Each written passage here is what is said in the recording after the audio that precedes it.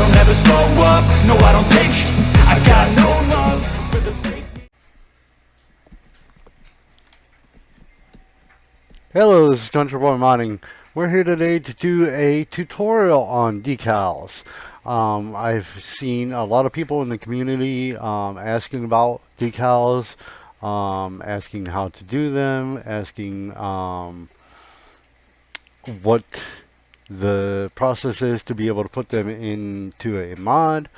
I did a tutorial back in FS19, and it was in my group, but for some reason it's not there anymore. Thank you, Facebook. So we're going to go through right now, and we're going to show you how to put a decal on your mod. We're also going to somewhat show you the process of creating a decal, sort of. That's something that I would suggest you look up and look on YouTube to use whatever program it is that you choose to use. I personally think paint.net is the best for creating decals, but there are other programs, and if you have experience with, say, GIMP or some other form of program that is designed to make images, I suggest that would be the best route to follow. For me, paint.net is what I prefer to use, and I would suggest it is a recommendation. It is a free tool that anybody can download, so if you don't want to pay for something, it is a definite bonus and perfect way to go. So the decal that we're looking at is the group decal that I made back in 2019. I have a decal template pack that I am going to use to implement the decal onto the mod. And this is more for basic beginner use. As you further advance, you'll learn there's better ways to make the decals conform more perfectly to the item that you want them on, and which requires you taking parts of the model into Blender and doing a UV map to it, but we're not going to go over that right now because that's a more advanced stage. So this is going to be more gold and focused for the beginners. So before we jump right into that, we're going to ask you to take a few minutes right now, pause the video, go down, hit that like button, subscribe, and make sure you click that bell with the notifications of all, so that we get any of our future videos that we come out with. We do mod reviews. We do modding tutorials. We also do live modding. There's been a few things going on to where I've not put out any videos recently, but we are going to get back into that. We also are going to start doing some ATS mod reviews as well.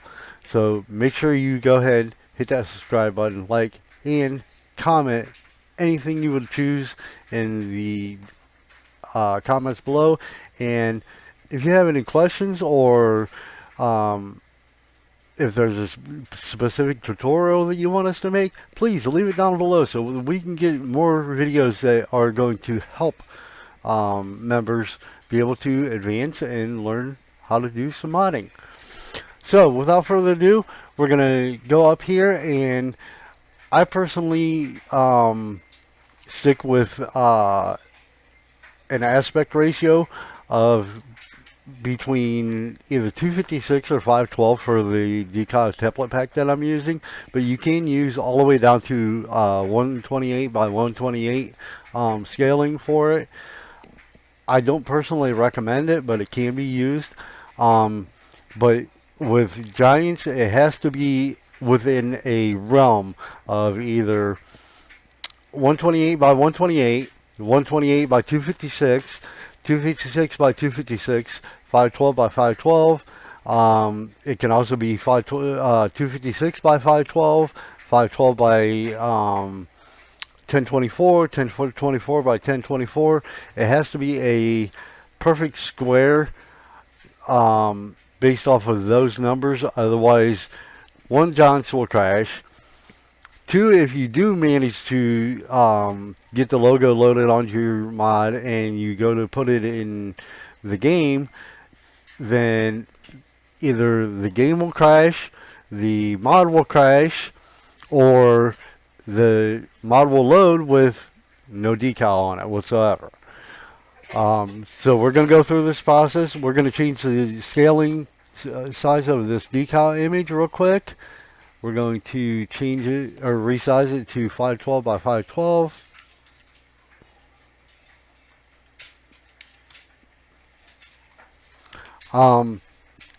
If there's any questions that you have that you want to know a little bit more about Paint.net, I can do a little bit further of a tutorial. I'm no master with Paint.net by any means. I know enough to get by and make some pretty cool stuff, but I'm definitely not a master of it whatsoever. So anyhow, after we rescale this, what we're going to do is we're going to export this, or I'm sorry, save as. So what we're going to do is we're going to go into our documents, and the mod that I'm putting the decal on right now is in my mods folder. So I'm going to actually put the decal directly in my mods folder. And I'll show you what I prefer to recommend people to do. Is usually you have either a shaders folder or a texture folder or both. And you can put the decal in one of the folders, either the shaders or the textures. That's totally up to you. You can make that choice as to what you want to put it in. For me, I'm going to put it in the new shaders folder, and as you see, I actually already have it in there because I did this video once and somehow, somewhere, it got foobarred up. So I'm doing it again, but I'm still going to show you the process so that way you can learn and be able to make some cool decals and put them on your vehicles yourself. So we're going to save it as CVM, even though it's going to give me a warning and say that this item already exists. We're still going to do it. And then down here is the save type. When you first export something from Paint.net, it's going to try to export it as a PNG file. If I remember right, you need to make sure that you go down here to a DDS file. Now you can use PNGs with FS22, but it is preferred that you use DDS. So we're going to use DDS, and then when we click save, it's going to say the item already exists, which we know, but we're going to go ahead and override it. Then you need to go up here into the setting, especially if you first downloaded Paint.net, and it's going to start out showing BCD1, DTX1. We want to change that down here to BCD3 linear DTX5. I found this to be the best process as far as making it so that way you don't have a weird glossy square behind your decal image. You actually have a true transparent. There are other people that have suggested other ways, and I have found that those other ways do work. But for me, I've never had a single issue doing it this way, so we're just going to do it this way for this tutorial. So we're going to, again, like I said, make sure it's linear 5. I don't personally mess with any of this other stuff. I've never had an issue by not messing with it. And then we're going to click OK. After that, we're completely done with Paint.net. We can exit out of it. So now, next we're going to show you what the decal template pack is. We're going to open the decal template pack in Giants Editor. And as you see, we have our decals. Now, I'm going to have to change the path that all the shaders come from on this.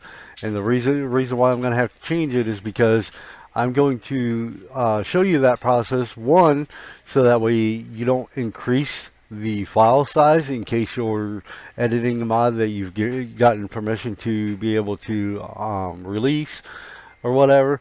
We don't want to increase the mod file size any more than we absolutely have to. As modders, the best thing that we can do, or even editors, the best thing that we can do is to make it so that we lower end PCs can utilize mods is keep the mod file size as low as we can. Now, that's not saying that every modder does that, and there are some things you just can't cut down the file size on if you want something to be decent or high quality.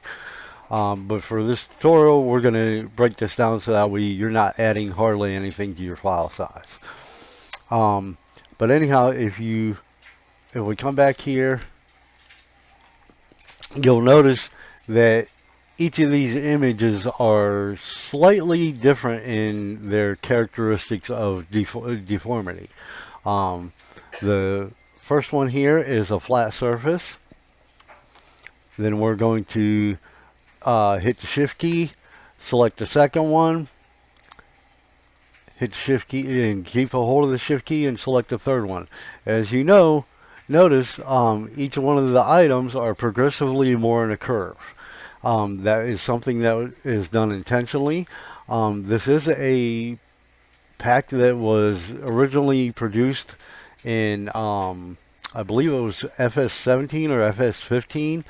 I have taken it back into Blender and I have done some modifications to it to make it more user friendly, and also so that you can actually have dirt on your decal, so that way it doesn't look completely out of place on your mod. But anyhow, let's jump back into this very first one, and we're going to go down here to the Z scale. And as you notice, the more I bring the Z scale up, the more that curves. That is done intentionally so that it will fit more. For the example of, let's say you're putting it on a vehicle, it will fit more contours of a body line or a door or a hood or something along that lines. So each decal that I have here will change in its curvature abilities by adjusting the Z scale. If you adjust the X scale, it will adjust the width of it.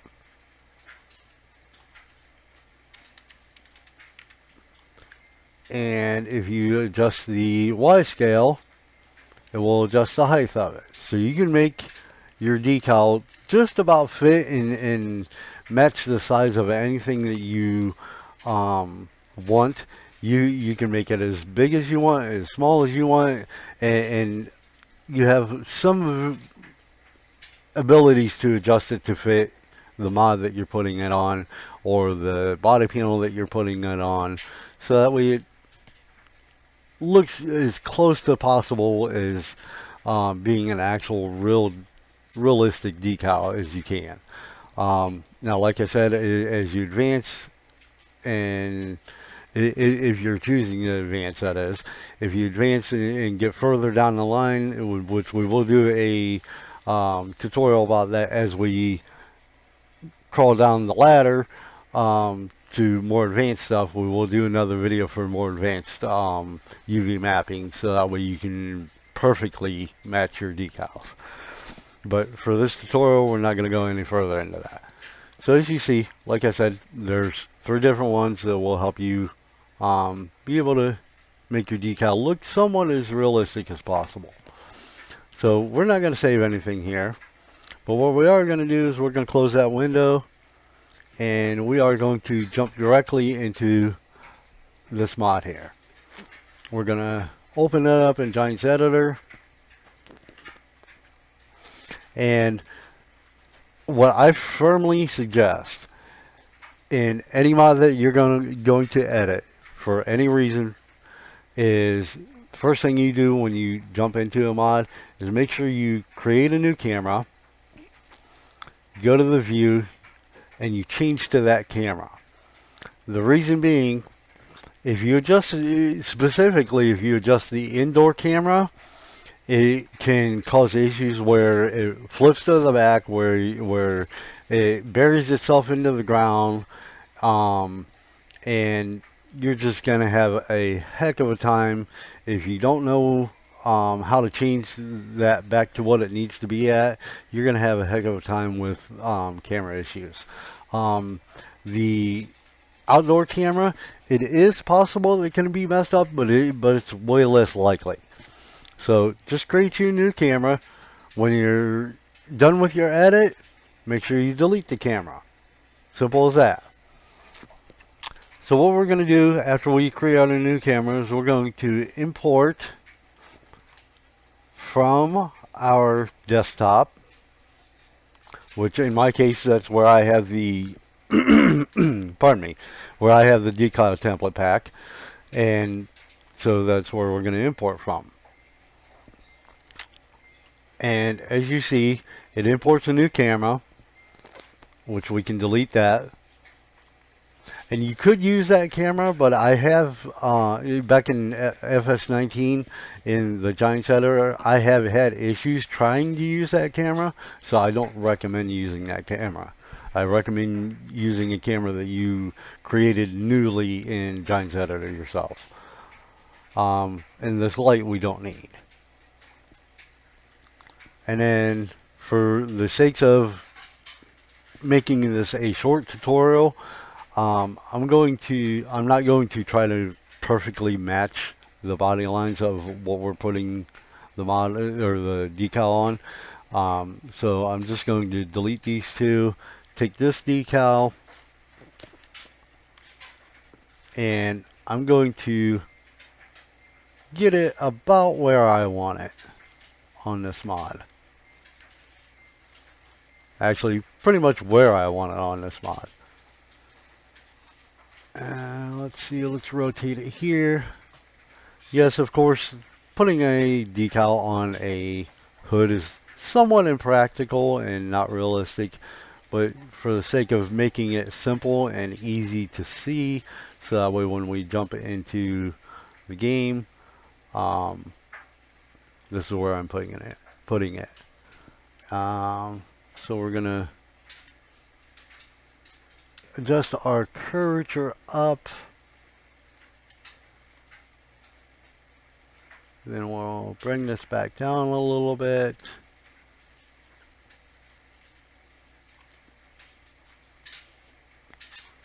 You know what? Let's somewhat fit this a little bit. Let's zero this.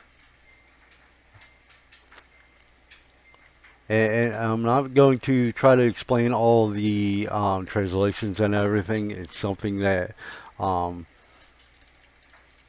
can explain. However, it can be confusing, especially to newer users. So I'm not going to try to explain it and make it more confusing for people. Let's just go.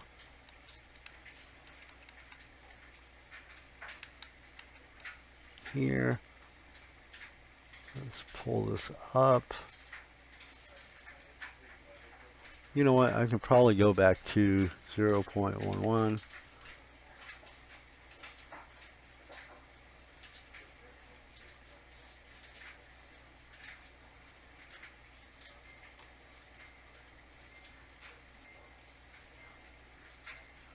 Alright, now let's adjust this up just a little bit. Alright, we're going to call that good enough. So that way we're not making the video short. And as you see, the decal is definitely off the hood. So we can pull this down a little bit. Adjust the curvature just a little bit more.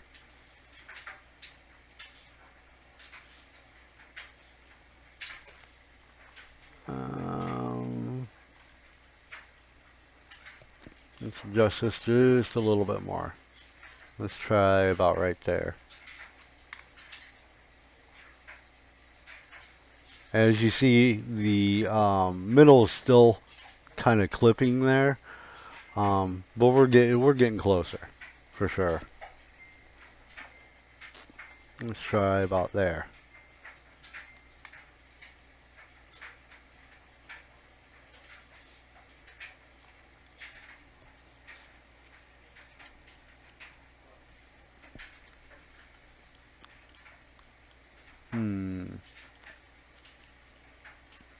Let's try 1.75.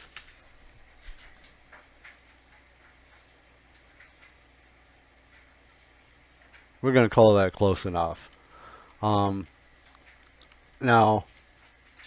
unrealistically, yes, that is still off the hood quite a bit. That's something that you'll have to take a little bit of time and work with, and you'll be able to get it to look pretty doggone good. Alright, now the final step that we need to do is we need to open up our main scenograph here. What I prefer to do, I prefer to put my decal in with whatever part that I'm trying to put it on, or at least within the group of the part that I'm trying to put it on. So in this case, we're going to go in here, and I know the body is where my hood's at. Let's see, there's my hood. So what I could do is I can select this, I can drag this up with by clicking the middle mouse button and drop it into my hood. And then if I go in here and I select my hood, you notice the decal disappears. So that decal is in with my hood. I know it's in with the scenograph, so I guarantee that when I go into game, that decal is going to show on the mod because it's within the main scenograph. However, we still have not fixed the shaders and the maps, so we're going to do that next. So we're going to select the decal, going to select the albedo map, then we're going to go into our mod here, and in this case we put the image that we want inside the new shaders, so we're going to select that, click OK. Then we're going to adjust our dirt by going back to the same place into our mod. New shaders, we're going to do Gen Dirt 1 because we know decals in real life, they're not going to get scratched up per se. Yes, they'll peel off and scratch, so that's a decision that you yourself would make, but they're not going to get metal scratches in them, which Gen Dirt 2 would give. So in my opinion, I think it's more realistic to use where it doesn't have wear to it, which would be Gen Dirt 1. So we're going to use that. Then we're going to change our normal by going again to our mod. New shaders. We're going to do our default normal. Then we're going to go down here to our bottom. And in 19, this is the or 19 to 22, this is the big thing that there's a difference in. You have to change this. Is you'll go into wherever your game is saved, whether it be your C drive or a separate drive off, which in my case, that's what I have. I have it set in a separate drive. Then you're going to go to Farming Simulator 22. Then you're going to go to Data, Shaders, and you're going to select the Vehicle Shader.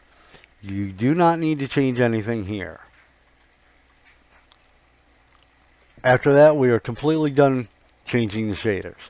If you were doing it in FS19, it is the exact same process, but instead of going to the Farming Simulator 22 folder, you're going to go to the Farming Simulator 19 folder.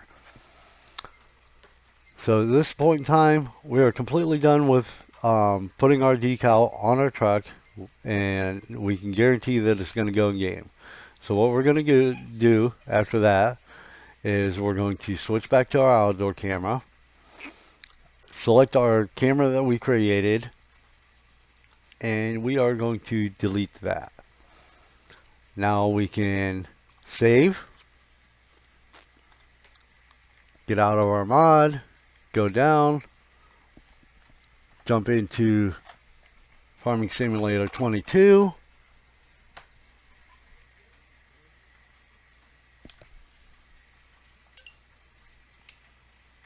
As you see, I only have the one mod in there, so we're sure that there's no mod that's going to do any kind of conflict to potentially make it not work.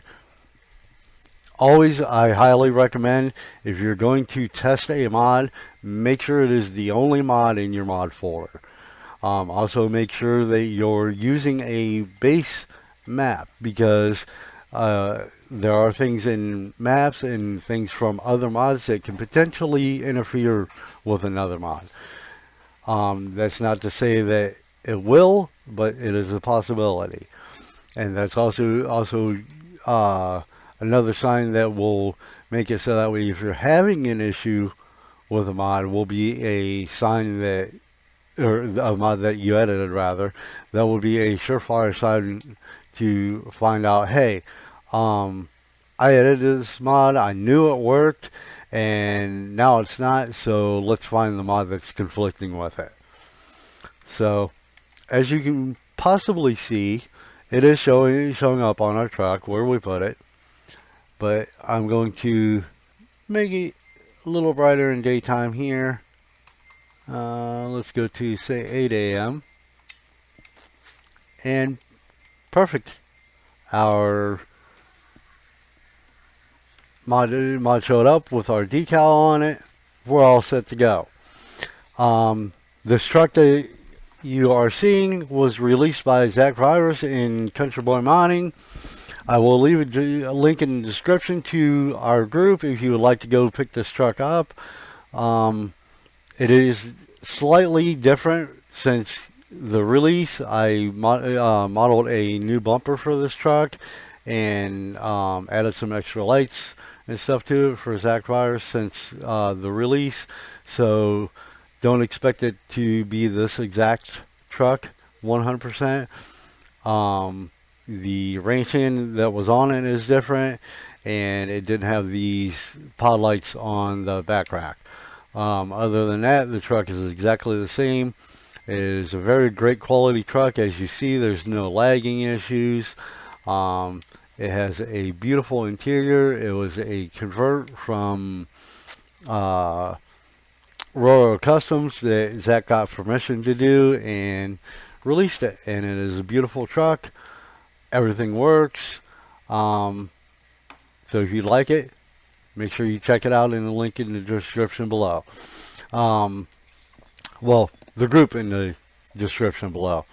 So if you have any further questions, please leave it in the comments. We'll address it and get back to you as soon as possible. Thank you all. You have a great day. We'll see you on the next one.